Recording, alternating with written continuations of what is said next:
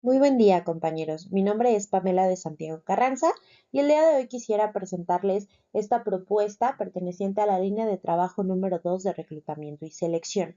Es una propuesta de mejora al proceso de selección para operadores del call center del sector financiero y pues esta propuesta es como parte justamente del diplomado de psicología organizacional.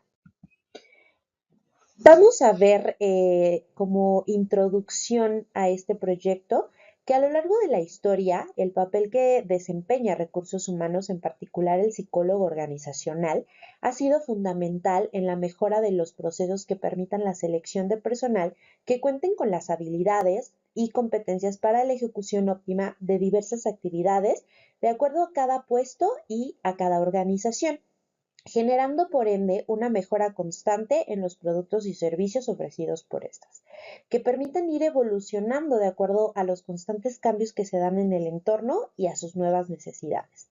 Sin embargo, encontramos que al menos en esta organización que vamos a abordar del sector financiero, existen varios aspectos importantes, como lo son los perfiles de puesto, procesos documentados de el reclutamiento y la selección, o la misma definición de competencias que se requieren, que generan un impacto significativo en el porcentaje de rotación desde los primeros meses y en consecuencia pues un gasto de recursos financieros y humanos que impactan la rentabilidad y la satisfacción de los empleados. Para el presente informe se presenta una propuesta con estos elementos, así como la relevancia de cada uno de ellos, que en consecuencia para su aplicación van a permitir o se propone la disminución del porcentaje de rotación que se plantea en la problematización que vamos a ver y a su vez una mejora en el desempeño, la eficacia y la eficiencia de los candidatos seleccionados para la incorporación a la organización. Vamos a ver ahora como antecedentes y justificación que en 2010 López resalta la importancia justamente de este entorno cambiante y cómo las exigencias de un mercado competitivo y el consumidor generan que las empresas busquen mejoras en la calidad de sus servicios, lo que nos lleva a la búsqueda de personal que cuente con habilidades, destrezas y características que ayuden a la mejora y en consecuencia pues una mejora también en productos y servicios brindados. En 2019, para Aguilera, las personas y su adecuada gestión representan el principal activo de la organización y por consecuencia su ventaja competitiva. Los temas tecnológicos son mucho más sencillos de replicar. Por lo tanto, si el capital humano contribuye al éxito o el fracaso de la empresa, la necesidad de poner atención en el proceso de reclutamiento y selección es determinante. La necesidad de contar con un proceso mucho más eficiente y eficaz que permite estar a la vanguardia, nos va a llevar justamente a la necesidad de pasar de un proceso tradicional a una selección con un enfoque por competencias. Para Bernardo en 2014 nos habla que la competencia en sí es la actuación con un buen criterio, es decir, aquella persona que sea capaz de elegir y combinar diferentes recursos haciendo un buen criterio para realizar una tarea o enfrentar determinada situación, en diferencia de las competencias profesionales que las describe como la facultad de juzgar sobre lo que es oportuno en las situaciones que va a encontrar en el ámbito profesional. El término competencia fue utilizado inicialmente por David McLean en la década de los 60 y 70 en sus investigaciones sobre la necesidad de logro y otras motivaciones primarias como la afiliación y el poder, siendo su publicación en 1973 Selección por competencias y no por inteligencia. Por su parte, Marta Alles en 2010 define a la competencia como aquellas características del individuo derivadas en el comportamiento que genera un desempeño exitoso en un puesto de trabajo. Además de esto, propone una estandarización por niveles, diferenciándolos en los siguientes. Son 4 de manera general y nos habla de un nivel alto uno bueno por encima del estándar, un mínimo necesario para el puesto, es decir, todavía dentro del perfil requerido, y uno insatisfactorio. De acuerdo con un artículo publicado en la revista Ecos por Lascano en 2020, menciona que el costo estimado de la rotación de personal de un solo trabajador puede llegar hasta un 150% de su salario original. Y Díaz en 2012 nos indica que la gestión por competencias es un modelo integral de gestión de los recursos humanos que contribuye a la organización con un nuevo enfoque, detectando, adquiriendo, potenciando y desarrollando las competencias que van a permitir cumplir con los requisitos y dar un valor añadido, ya que no solo se requiere de colaboradores que realicen pues funciones diarias, sino que adicional a esto necesitamos colaboradores que aporten con ideas, con positivismo, confianza, lealtad, seguridad y con un pensamiento analítico, es decir, un enfoque ganar-ganar. Para este informe vamos a abordar una organización que es Banco Santander. Es una entidad financiera española fundada en 1857 en la ciudad de Santander. A lo largo de su historia ha realizado diversas fusiones y adquisiciones tanto en España como en otros países, especialmente en América Latina. Actualmente es uno de los bancos más grandes del mundo y ha sido reconocido por su solvencia y gestión. Cuenta con una cultura global llamada The Santander Way, que abarca la misión de contribuir al progreso de las personas y de las empresas. Por su parte, su visión es ser la mejor plataforma abierta de servicios financieros, actuando con responsabilidad y ganándose la confianza de empleados, clientes, accionistas y la sociedad. Tiene como parte de sus valores el lema de sencillo, personal y justo, y una cultura de riesgos llamada Risk Pro, resaltando los riesgos que se dan en el trabajo y que estos pues son de todos. Finalmente tiene 5 pilares o 5 comportamientos principales que trata de abordar como parte de su cultura. El primero, el de Think Customer, que es pienso en el cliente; Embrace Change, que es impulso del cambio; Act Now, actúo con rapidez; Move Together, hablando del trabajo en equipo; y Speak Up, hablando abiertamente. Analizando esta información, podríamos entender que para Santander, contar con el personal con un alto sentido de responsabilidad para asumir las decisiones y responsabilidades de su trabajo con un sentido de colaboración y contribución en su entorno es sumamente importante.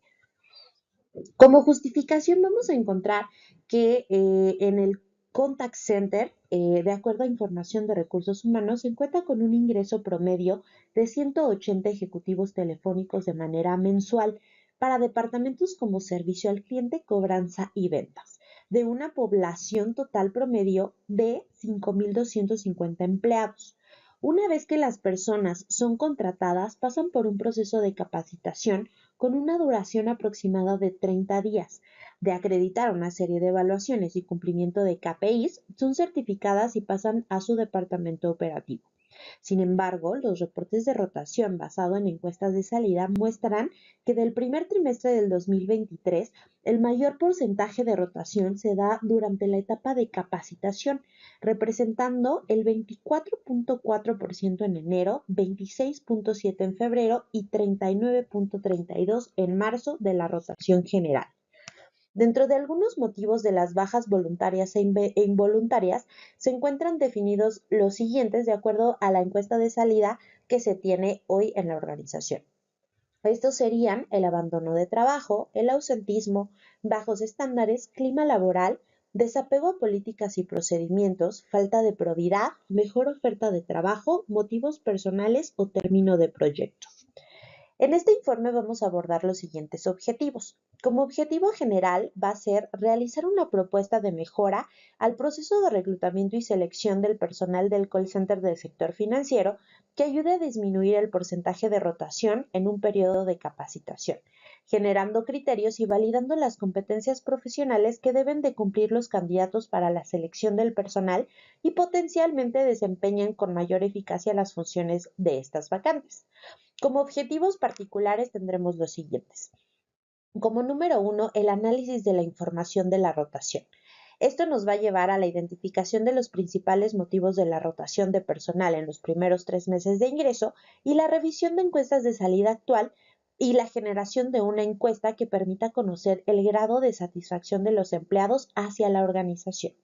Como punto número 2, la creación de perfiles de puesto y la definición de competencias de acuerdo a cada perfil. Para nos vamos a encontrar con la realización de entrevistas de al menos 2 personas por puesto para la documentación de sus actividades. La creación de los perfiles de puestos, como lo son el ejecutivo de ventas, el de servicio y el de cobranza. La definición de competencias profesionales requeridas para cada uno de estos puestos y la definición de la psicometría más pertinente que se tendría que aplicar de acuerdo a estos perfiles. Finalmente, como número 3, generar una propuesta de mejora al proceso de selección por medio de instrumentos y de evaluación de entrevistas semiestructuradas. Para esto nos vamos a enfrentar o vamos a presentar la documentación de un mapa de interacciones de reclutamiento y selección, la documentación del proceso actual de reclutamiento y selección, la creación de entrevistas semiestructurada conductual para la evaluación de competencias, la creación de un formato de requisición para la solicitud de cobertura de vacantes y finalmente la creación de un reporte de evaluación de competencias para el reclutador.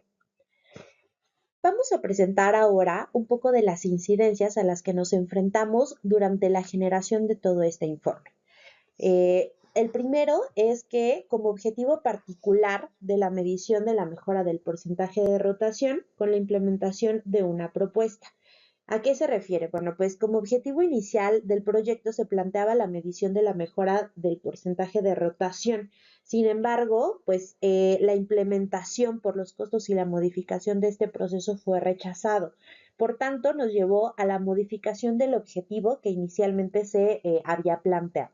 ¿Cuál fue el aprendizaje? Que es importante, antes de plasmar los objetivos, validar la viabilidad de los mismos. Como segunda incidencia tenemos la generación y documentación del proceso de selección. Se daba por hecho al inicio de este informe que ya se contaba con un flujo del proceso de reclutamiento y selección. Sin embargo, pues nos dimos cuenta que no y se tuvo que agregar como parte de los entregables del proyecto y se agregó como un objetivo específico. Como aprendizaje nos lleva a que se debe indagar sobre la documentación e información que se cuenta con en el área antes de establecer objetivos y dar por hecho que existan. Como número 3, la creación de los perfiles de puesto. Como objetivo inicial se define la mejora de los procesos de puesto y la complementación con el perfil psicológico y la psicometría. Sin embargo, al buscar obtener los perfiles, pues estos no correspondían como tal a un perfil de puesto. Era más bien una serie de especificaciones o características ambiguas que se debían de cumplir por parte del candidato. También nos llevó a hacer la modificación del objetivo como una complementación o más bien de una complementación a una creación. Al igual que la incidencia previa, el poder tener la certeza justamente de la documentación que se requiere antes de plasmar los objetivos nos va a permitir que estos sean mucho más claros y específicos. Como incidencia número 4, tenemos el seguimiento y el cumplimiento del cronograma planteado. Debido a un cambio de puesto y la obtención de información complementaria por parte de recursos humanos que ayudarían justamente al avance de este proyecto y por temas de confidencialidad, ya no fue posible obtener esta información. Por tanto, y en consecuencia, pues existió un desfase significativo al cronograma planteado. Esto tuvo como consecuencia un incumplimiento y una desviación en los tiempos planteados. Obtener y resguardar toda la información requerida para el proyecto es un aprendizaje significativo que nos llevamos en esta ocasión. Luego tenemos el seguimiento y el cumplimiento del cronograma. Este también pertenece a la incidencia previa. Sin embargo, aquí nos referimos a que no se contempló en el cronograma las fechas correspondientes al módulo donde se revisarían el tema de los perfiles de puesto, lo cual también ocasionó una desviación en los tiempos planteados. Como resultado, pues tuvimos que realizar una modificación al cronograma de actividades para el cumplimiento de este objetivo hasta que se revisara este tema de manera específica durante el diplomado. Entonces, como aprendizaje, nos llevamos que la revisión del temario por parte del diplomado antes de establecer un cronograma es importante. Después nos enfrentamos a la revisión de las normas mexicanas correspondientes a los perfiles a trabajar. Dentro del cronograma y los objetivos planteados no se tenía considerada la revisión de estas normas y la evaluación de riesgos para la creación de los perfiles de puesto. Como resultado tuvimos que hacer una ampliación de la revisión bibliográfica y por tanto la modificación de los tiempos. Es importante considerar en el cronograma las actividades y la determinación de tiempos y del espacio para la revisión de la bibliografía adicional. Después tenemos el formato de requisición. Al documentar el proceso de reclutamiento y selección, se identifica que no teníamos un formato de requisición para la solicitud de cobertura de vacantes. Como resultado, tuvimos que agregar, como parte de los entregables del presente informe, el formato de requisición, así como la generación de un nuevo objetivo específico.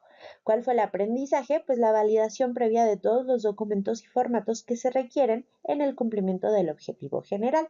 Después tenemos, y muy similar al previo, el formato de reporte de evaluación de competencias por parte del reclutador. Al documentar el proceso de reclutamiento y selección, se identifica que no se contaba tampoco con este formato en donde el reclutador iba a realizar esta evaluación por competencias de cada candidato.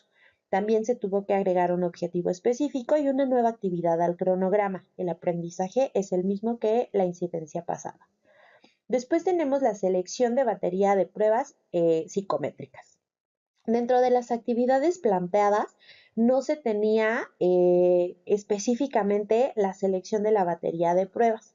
Se tuvo que modificar el cronograma y los objetivos. Una de las aportaciones más importantes dentro del psicólogo dentro del proceso de reclutamiento y selección es justamente la psicometría para asegurar los candidatos idóneos. Después tenemos la evaluación de costos generados con la información de rotación obtenida. Debido al cambio de la posición que ya habíamos planteado previamente, los salarios de diferentes perfiles implicados en el proceso de selección se vuelven confidenciales y por ello ya no se puede cumplir con dicho objetivo. Tuvimos que eliminar este objetivo específico. ¿Cuál fue el aprendizaje? Pues muy similar al previo, la recopilación de toda la información es necesaria para el cumplimiento de los objetivos de manera inicial y evitar desviaciones. Mapa de interacciones de reclutamiento.